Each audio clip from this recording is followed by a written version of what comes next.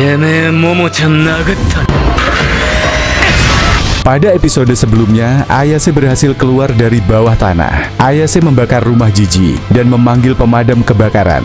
Jiji dan Okarun masih terjebak di bawah dan memulai pertarungan. Okarun berhasil menghindari bola yang ditendang Jiji. Namun Jiji masih bisa bertarung dengan tangan kosong. Berkali-kali Okarun hampir terkena pukulan, tapi bola yang terus memantul membuat gerakan Okarun sangat terbatas, yang pada akhirnya membuat Okarun terkena serangan telak pada wajahnya. Jiji tidak berhenti dan memukul Okarun terus-menerus. Okarun yang terluka harus terus bergerak supaya tidak semakin babak belur. Jiji mengakui kehebatan Okarun dalam melompat dan melarikan diri. Jiji senang mendapatkan lawan pertama yang sepadan, jadi seluruh tubuhnya bisa digerakkan secara maksimal. Tapi Jiji tiba-tiba mimisan walaupun tidak terkena serangan Okarun. Ternyata itu akibat dari racun yang dikeluarkan ular raksasa. Walaupun tidak begitu terasa, tapi efeknya bisa semakin parah jika terlalu lama.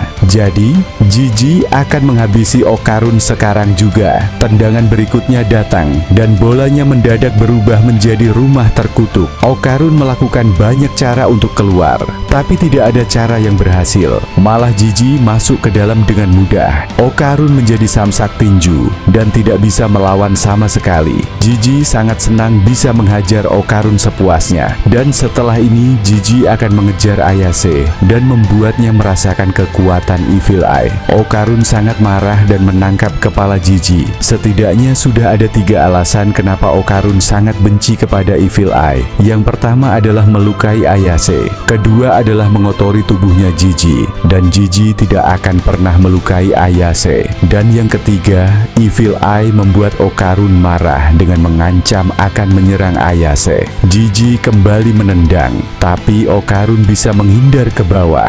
Okarun kembali berdiri dan memberikan pukulan tepat pada kepala. Jiji melawan balik, tapi Okarun mengulangi gerakan yang sama sampai 19 kali. Dan Jiji tumbang pada gerakan ke-20 yang dibarengi dengan hancurnya rumah terkutuk. Dengan begini, Okarun keluar sebagai pemenang. Tapi Okarun kehabisan tenaga dan langsung tergeletak di sana bersama Jiji yang pingsan.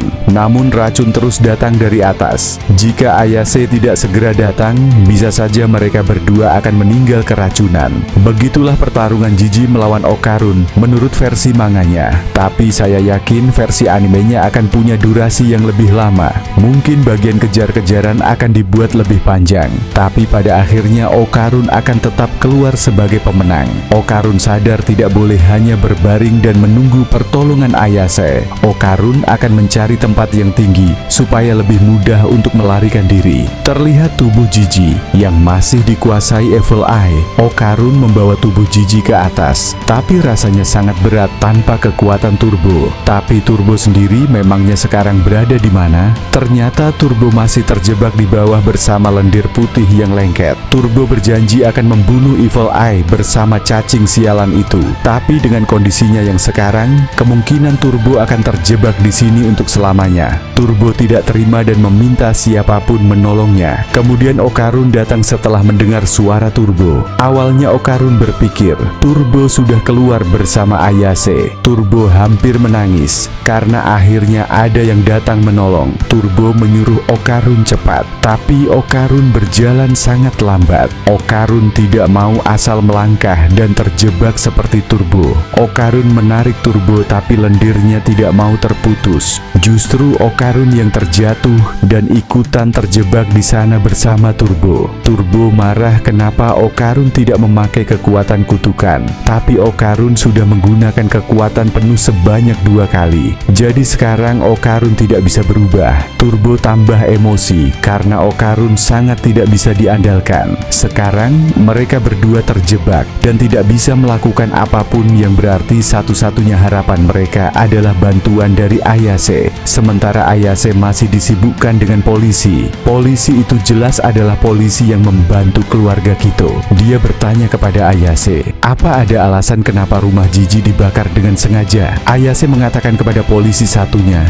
bahwa keluarga Kito melakukan pembunuhan di rumah ini. Tapi sepertinya perkataan Ayase tidak dianggap serius. Damkar sudah memulai pemadaman api pada rumah Jiji, tapi prosesnya cukup lama dan airnya tidak akan sampai ke bawah tanah. Ditambah matahari sudah hampir terbenam di belakang gunung, dan Ayase juga dibawa polisi ke dalam mobil untuk dibawa ke kantor polisi. Ayase berteriak dan meminta damkar menyemprotkan air lebih banyak. Tiba-tiba terjadi gempa besar yang dirasakan semua orang. Semakin lama gempanya semakin besar dan fokus damkar dan polisi teralihkan menjadi menenangkan warga yang berada di sekitar sini. Tapi Ayase merasakan ada getaran yang berbeda. Ternyata ularnya keluar dan membuat warga semakin ketakutan. Tapi semuanya berjalan sesuai rencana Ayase. Menurut Okarun, kelemahan cacing Mongolia adalah sinar matahari. Mereka tidak bisa membuatnya keluar dari bawah tanah. Jadi, Ayase memaksanya keluar sendiri dari bawah tanah. Dahulu Jiji pernah berkata bahwa cacing bernafas menggunakan kulit. Setelah hujan, biasanya tanah akan dipenuhi dengan air. Cacing akan kesulitan bernafas dan terpaksa keluar dari dalam tanah. Tapi ketika keluar, cacingnya akan kering terkena sinar matahari. Itulah yang Ayase percaya dan terjadi kepada ular raksasa. Badan ularnya mulai terbakar terkena sinar matahari, tapi masih ada sedikit rumah Jiji yang berdiri dan dijadikan tempat berlindung. Ayase tidak tinggal diam dan melemparkan mobil pemadam kebakaran. Sekarang tidak ada penghalang dan ularnya terkena sinar matahari secara langsung. Dalam waktu singkat ularnya terbakar dan berhenti bergerak. Ayase belum yakin apakah ularnya sudah mati. Jadi Ayase menendang ularnya dan menantang bertarung. Tiba-tiba ularnya bergerak dan Ayase kabur meninggalkan ular. Ternyata ularnya memuntahkan keluarga Kito yang sudah dia makan. Setelah semua yang terjadi, Ayase kecewa kenapa mereka belum meninggal. Ditambah keluarga Kito malah menyalahkan Ayase yang sudah menghabisi ularnya. Ayase tidak paham kenapa kakek nenek ini begitu memuja ular. Padahal jelas sekali mereka sudah dimakan ular yang mereka sembah sendiri. Mengurusi mereka cuman buang-buang waktu. Jadi Ayase akan menolong orang yang lain. Namun gempa besar kembali datang dan tidak cuman sekali. Bahkan gempa yang kedua terasa lebih kencang dari sebelumnya. Naki memarahi Ayase karena sudah mendatangkan bencana dan tiba-tiba gunung berapi di sini meletus dengan awan hitam yang sangat tinggi. Inilah kenapa keluarga Kito selalu memberikan persembahan. Ular raksasa akan melindungi tanah dari gunung berapi. Tapi sekarang ularnya sudah mati dan bencana datang kepada mereka. Alarm evakuasi langsung disiarkan ke seluruh kota di sekitar gunung. Gunung berapi erupsi dan warga diminta memprioritaskan nyawanya terlebih dulu. Seluruh warga kota langsung berlarian menjauhi pusat erupsi. Kepanikan terjadi di mana-mana dan keluarga Kito membacakan legenda lama. Naga yang naik ke surga akan mengeluarkan pelangi dan amarah sang gunung akan menelan desa. Tapi Ayase yakin ada yang aneh dari ungkapan tersebut. Ular itu tidak mungkin keluar dari tanah karena ada sinar matahari.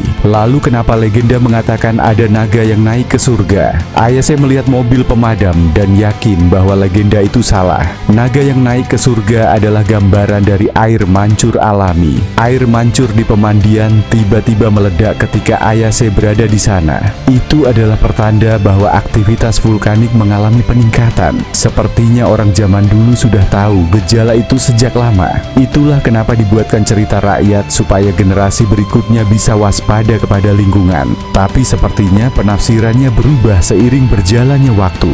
Orang yang ketakutan akan cenderung kehilangan kemampuan untuk berpikir secara tenang. Jadi mereka akan percaya jika ada yang melakukan penubalan demi keselamatan mereka. Seperti itulah cara keluarga Kito mengubah sejarah menjadi versi mereka sendiri. Sekarang Ayase ada di sini untuk mencegah kesalahan itu terjadi kembali. Ayase mengangkat ular dan akan dibawa ke suatu tempat. Tapi keluarga Kito masih tidak terima dan akan menjadikan Ayase sebagai tumbal berikutnya. Padahal kebenaran yang sebenarnya sudah terungkap. Sepertinya kuping mereka sudah tertutup semen beton. Benar-benar kepala batu dan Ayase melemparkan ularnya ke bawah. Ayase berlari ke bawah dan dikejar oleh keluarga Kito. Tapi Ayase lebih cepat dan kembali menarik ular ularnya sambil berlari. Ternyata tujuan Ayase adalah pemandian air panas. Ular itu dimasukkan ke dalam sumber air mancur. Ayase kembali berlari menuju mulut ular yang berada jauh di sekitar gunung. Kebetulan sekali terjadi erupsi setelah ularnya mati.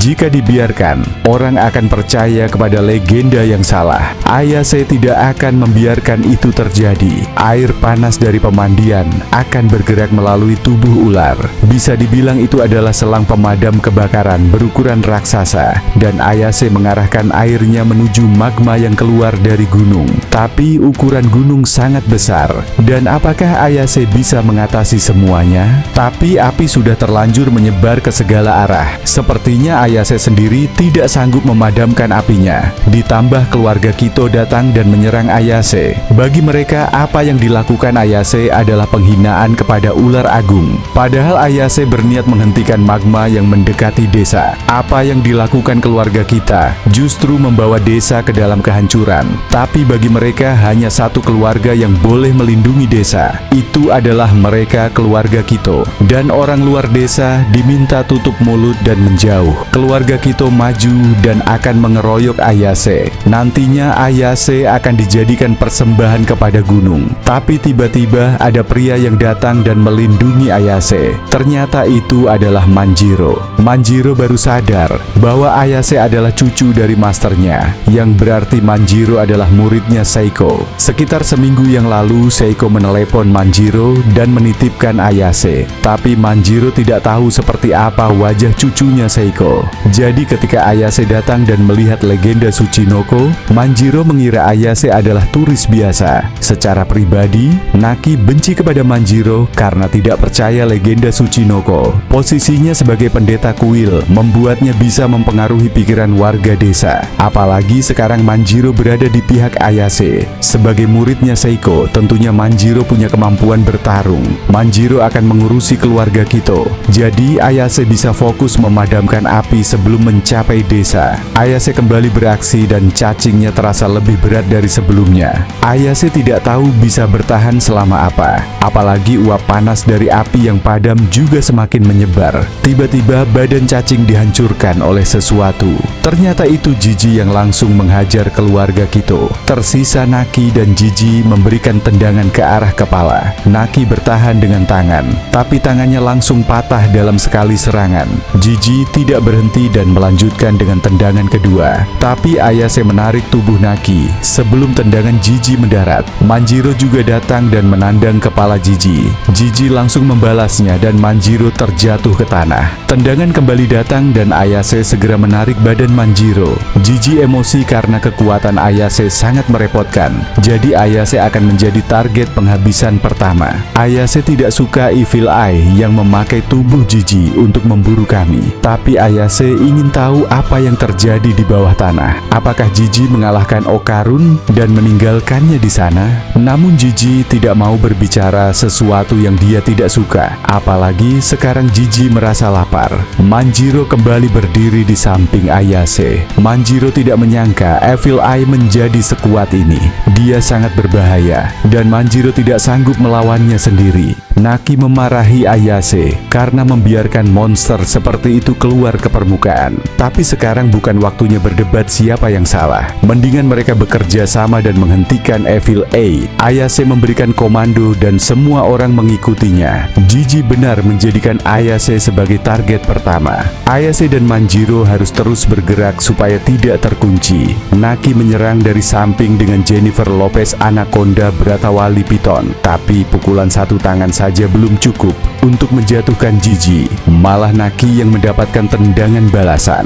Beruntung Ayase bisa menarik Naki tepat waktu dan Ayase mengunci Jiji dengan kekuatan psikisnya. Manjiro berhasil menjatuhkan Jiji dengan sekali tendangan. Jadi Ayase bisa mengunci gerakan Jiji sepenuhnya. Tapi tangan psikis Ayase dihancurkan bola Jiji yang masih bebas bergerak. Tangan Ayase sangat sakit dan Jiji kembali bisa bergerak bebas. Manjiro diterbangkan sampai menghancurkan menghancurkan sebuah pohon. Ayase kembali menjadi incaran Jiji. Namun Ayase tidak bisa memakai kekuatannya dengan kondisi tangan yang sakit. Jiji datang dan Ayase hanya bisa pasrah. Tiba-tiba ada yang datang dan memukul dengan beruntun. Ternyata dia tidak kalah dalam pertarungan jarak dekat dan dia adalah alien udang yang bernama Pini Winnie. Tapi seingat Ayase, Pini sudah kembali ke planet asalnya. Jika Pini ada di sini, lalu apa yang terjadi kepada anaknya? Sepertinya itu cerita yang panjang dan Pini akan menjelaskannya nanti. Tiba-tiba ada cahaya terang di atas kepala Ayase.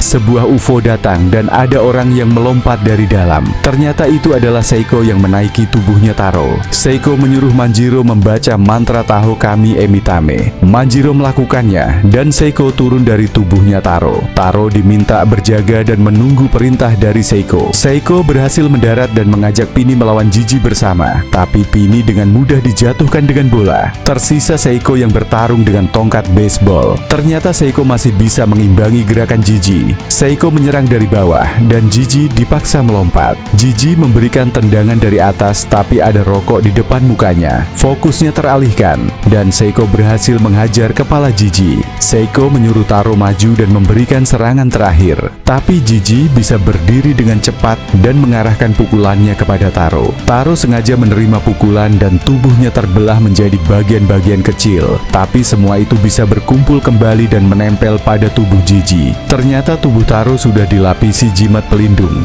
dan semua itu berhasil menempel pada tubuhnya Jiji. Dengan begini, Jiji sudah dipenjara sepenuhnya dan kendali tubuhnya dipegang oleh Taro. Evil Eye berhasil ditangkap dan sekarang mereka bisa kembali. Tapi sebelum itu kebakaran hutan harus dipadamkan. Evo menarik badan cacing yang dijadikan selang raksasa dan yang menerbangkan UFO-nya adalah Chiquitita, anak dari Pini Winnie. Sementara Seiko memarahi Manjiro yang membiarkan masalah jadi sebesar ini. Manjiro meminta maaf, tapi instruksi yang diberikan Seiko sulit untuk dipahami. Menurut Manjiro, dirinya layak mendapatkan pujian karena sudah mencari jawaban sendiri dan memberikan bantuan sikap yang lancang kepada gurunya sendiri. Tapi Seiko menyukai murid yang seperti ini. Seiko mengucapkan terima kasih karena Manjiro sudah menolong Ayase, dan Seiko juga berterima kasih kepada Taro yang sudah menyegel Evil Eye. Tapi organ dalam Taro harus dikeluarkan supaya Jiji bisa berada di dalam. Tidak mungkin semua organ itu dibuang begitu saja.